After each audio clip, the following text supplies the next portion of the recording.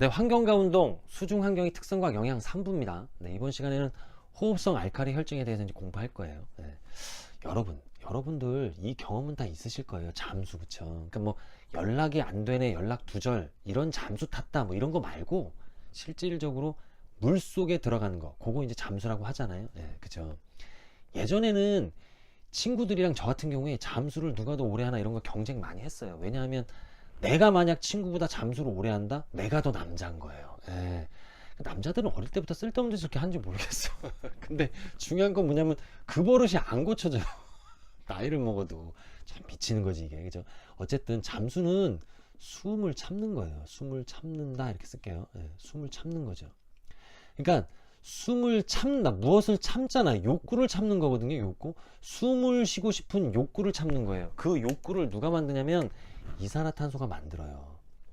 그러니까 우리가 유산소성 에너지 시스템을 가동시키면 결국에는 산소를 가지고 유산소성 에너지 시스템은 산소가 개입되는 거잖아요. 그럼 체내의 산소량은 줄어들 거예요. 그러니까 PaO2는 감소할 거다라는 얘기예요. 그러니까 산소 분압은 감소하는 반면 PaCO2 그러니까 이산화탄소의 분압은 증가할 거예요. 왜냐하면 유산소성 에너지 시스템 돌아가면서 에너지를 만드는데 산소가 개입되니까 산소의 양은 감소하고 체내에 이산화탄소를 계속 생산할 거예요. 크랩스 사이클을 생산하잖아요.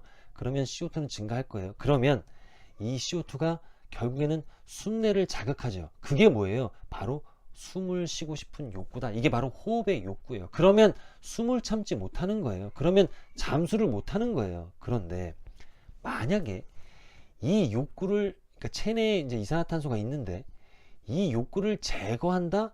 라고 하면 숨을 좀 더 오래 참을 수 있잖아요. 좀 더 오래 잠수할 수 있잖아요.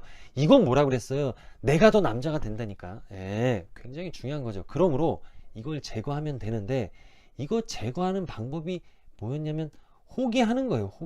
호기하면 체내의 이산화탄소를 대기로 배출하는 거죠. 그쵸? 그러면 PaCO2가 증가했던 게 이게 PaCO2가 감소하겠죠. 이산화탄소 분압이 감소할 거고 그러면 호흡하고자 하는 욕구가 떨어지는 거예요. 그렇지 않겠어요? 그러니까 내가 잠수를 하기 전에 예를 들어서 과하게 호기한다 라고 하는 거예요. 그러니까 후 한다는 얘기는 이산화탄소를 후 밑으로 지금 계속 떨어뜨리는 거죠. 체내의 이산화탄소 분압을 계속 떨어뜨리는 거잖아요. 그 얘기는 호흡하고자 하는 즉 숨을 쉬고자 하는 욕구를 떨어뜨리는 것과 같아요. 그러면 체내의 이산화탄소는 감소한다는 얘기네. 요게 감소한다는 얘기잖아요. 사실은 요거 그리기 전에 CO2가 우리 몸속에 많아진다, 체내에 CO2가 많아진다 그러면 이거 산염기 평형할 때 우리 공부했습니다. 이게 물이랑 결합해서 탄산이 돼요. H2CO3. 그 다음에 요게 수소와 중탄산염이 되잖아요. 중탄산. 그쵸?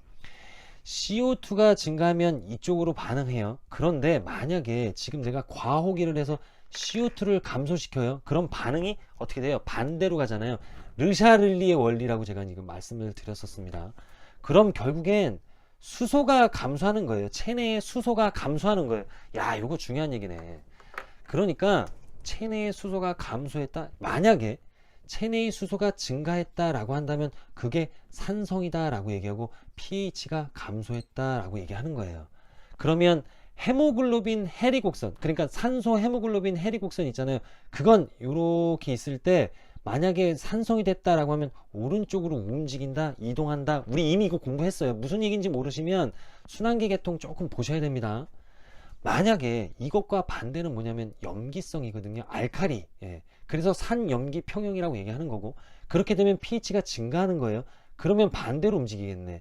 반대로 움직인다는 얘기는 산소와 헤모글로빈의 결합력이 강해진다는 뜻이고 오른쪽으로 움직인다는 얘기는 산소와 헤모글로빈의 결합력이 약해진다는 뜻이에요. 즉 여기는 해리가 잘 되고 여기는 해리도가 좀 떨어진다는 얘기니까 결국에는 근육 이런 기관으로 산소 공급이 잘 된다는 얘기고 이건 비교적 조금 어려워진다는 얘기예요. 그죠?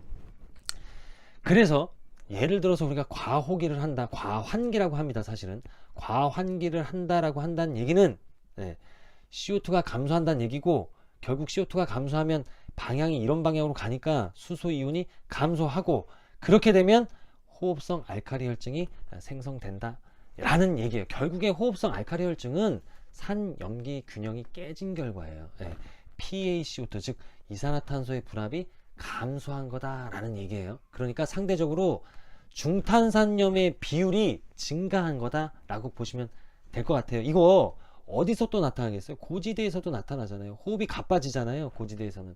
그러면 이산화탄소가 계속 배출될 거 아니에요. 그러면 호흡성 알칼리 혈증이 올 수 있다라는 얘기까지 이번 시간에 공부를 합니다. 예. 자, 저는 항상 여러분들 편입니다.